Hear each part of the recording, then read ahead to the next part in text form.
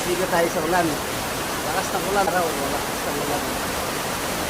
Binaha kasi ito eh, kaya hindi ako nakatulog. Kaya naligo na lang ako sa ulan. Baka tayo. So,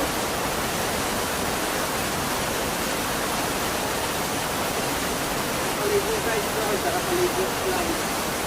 Kahit tayo mga kayo naligo sa ulan. Anit.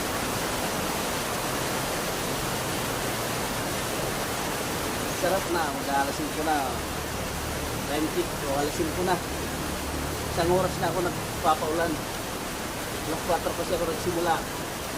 Kaya ayan, pasok tayo trabaho.